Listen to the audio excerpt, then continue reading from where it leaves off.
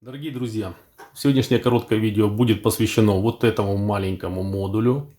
Называется он XHM601. В основном он предназначен для заряда аккумулятора. Что он выполняет? Он включает реле при определенном напряжении, и при определенном напряжении он отключает реле. А так его можно использовать кому, для каких целей необходимо. Сегодняшнее видео будет посвящено тому, как настроить порог включения и отключения этого реле с помощью вот этих двух потенциометров. Как производить настройку, я сейчас все покажу. Я вот сделал вот такую вот, подготовил уже сборку. Она у нас состоит из самого модуля XHM601, подключенный к нему вольтметр-амперметр, но будет задействован только вольтметр, лабораторный блок питания. Вот. Ну, клещи это для того, чтобы держать вольтметр, потому что он переворачивается. Ну, в принципе, приступим. Да, для того, чтобы настроить порог включения и отключения напряжения на данном модуле, нам необходимо для начала сделать следующие действия.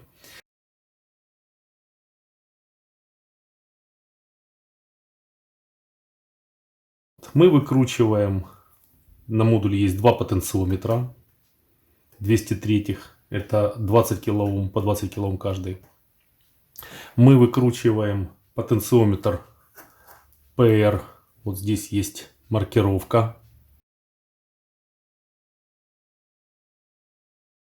Выкручиваем вот PR1 и PR2.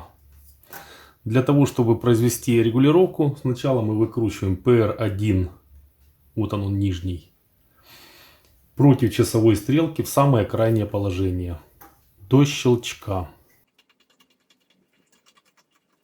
Все, щелчок.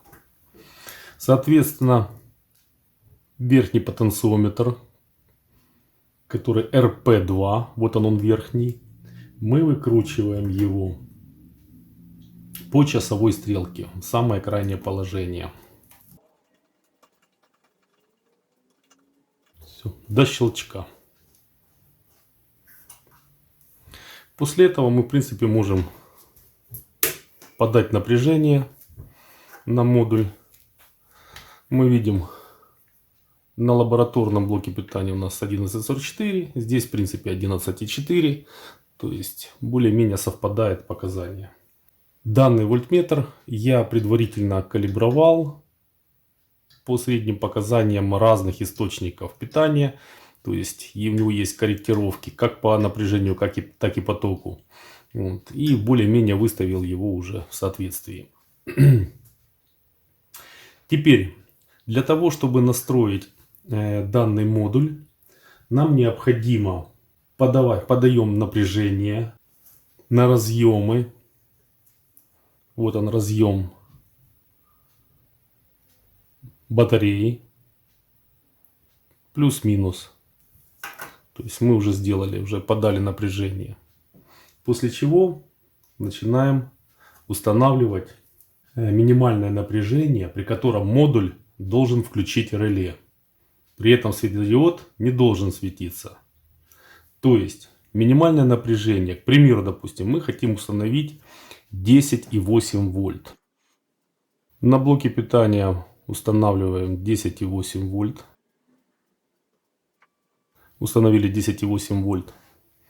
После чего крутим потенциометр RP1. RP1 это вот нижний подстроечный резистор. Крутим мы его по часовой стрелке до момента включения светодиода и срабатывания реле. Желательно крутить его очень-очень медленно.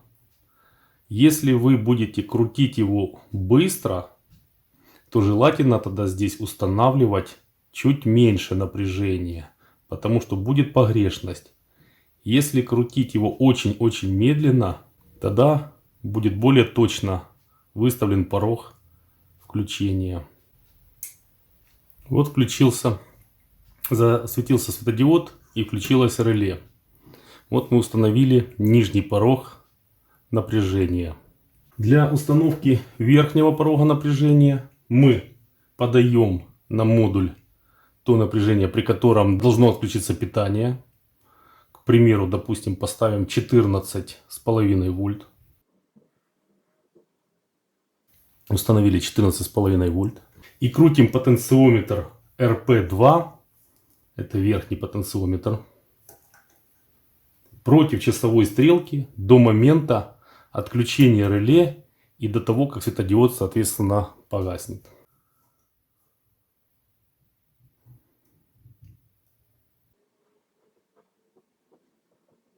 Повторюсь, чем медленнее мы крутим, тем более точнее произойдет остановка и будет более точное показание, как при включении, так и при выключении.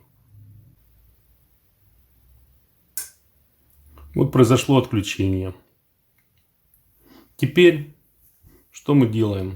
Для того, чтобы проверить порог включения и отключения, мы можем уменьшить подаваемое напряжение до установленной, как мы это делали, 10,8 вольт и проверить, насколько точно мы сделали.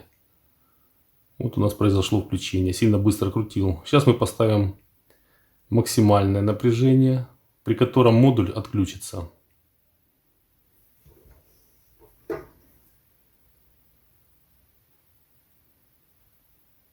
Мы ставили 14,5. Медленно добавляем. Все. 14,49 он у нас отключился. И, соответственно, сейчас мы опустим до напряжения 10,8, при котором модуль должен включиться.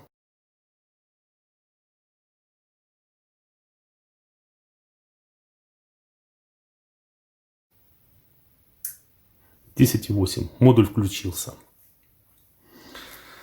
Так что вот это самая правильная настройка порога включения и отключения. Самая простая, чтобы не играться, вот это крутить туда-сюда, угадывать. Проще всего один потенциометр выкручивается по часовой стрелке, другой против часовой стрелки.